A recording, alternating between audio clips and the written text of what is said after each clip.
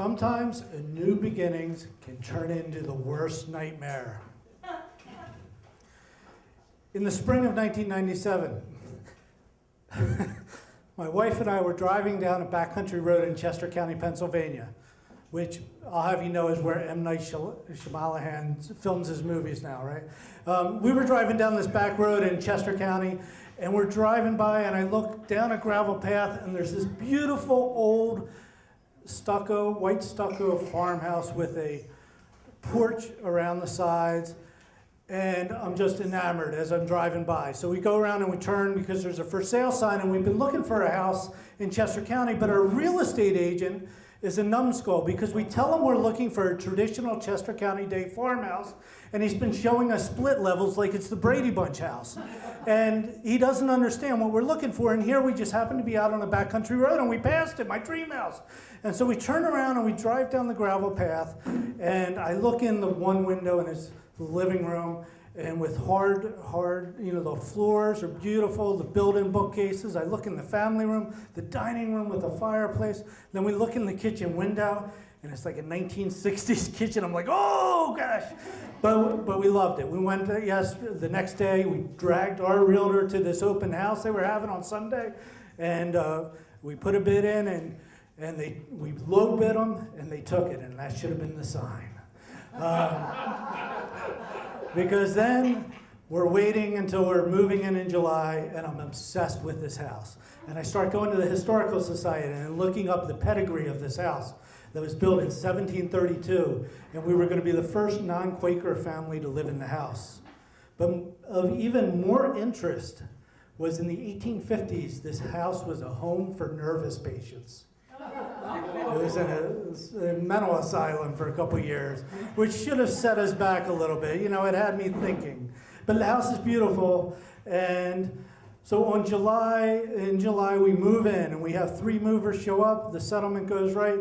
It's a hot, humid July day. Our kids are staying with the grandparents so we can get moved in. We got about 2/3 moved in, and it's really hot. And my brother and his wife show up with our niece, Erin, who's about 2 years old. And Erin looks like, if you've ever seen that movie Coraline, based on the Neil Gaiman book, she's like that jet black hair, big brown eyes, beautiful. She was a beautiful little girl. And so we're trying to instruct the movers on where we want. Oh, that box goes in the bedroom, that box goes in the kitchen. And we're trying to talk to my brother and his wife. And I should say the house is, the reason we could afford the house, it had been on 10 acres, but they had subdivided it. So they were building 9 houses around it. And so there were all these giant pits out in the, all around it, and half construction going on. So we're having this discussion with my brother and his wife, and all of a sudden my brother's like, "Where's Erin?" And I'm like, "I don't know." And so, we say, well, let's look inside, and I'll go look inside, and they start walking around to the back, which has a big hill. And I go looking around, and I'm waiting. I'm kind of like half looking, because I'm expecting the mom's going to say, "Oh, we found her." And I look in the first floor, and there's like all these closets, and the second floor has closets, and of course the attic, I'm looking in crawl spaces, and these little crawl spaces. And I'm waiting to hear, "Hey, we found her." And I go back down, and they're still looking. And my sister-in-law is starting to get frantic. And, I can sense the panic in her voice, and I'm starting to panic. And she's like, "Where's the cell phone? I'm calling the police." And so I say, "All right, I'm going to go up, and I'm making a more full-hearted gesture to find her. And I'm looking in every little cubbyhole. Erin, where are you?" And before I had come up, the mover said, "Do you want us to stop and help look?" And I was like, yes.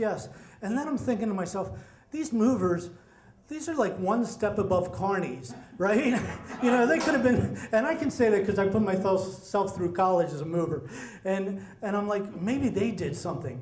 And I get up to the attic, and I look out the window, and I can see to the west, and I can see a long distance, and I can see the giant pits of other houses, and one of the movers is looking in the unfinished basements, and like a storm's rolling in, this darkest, grayest clouds, And I start freaking out. And I'm thinking, I just spent my life savings on this house and I'm not even going to be able to stay here tonight. And I'm thinking, like, you know, she's fallen down some back ditch, or like in Young Frankenstein, she pulled the mantle thing and it flipped her around to some private room. And I'm like, this is some kind of Amityville hellhole terror that just swallowed up my niece. And how can I sell this when it's going to be on the paper tomorrow that she's vanished in this house?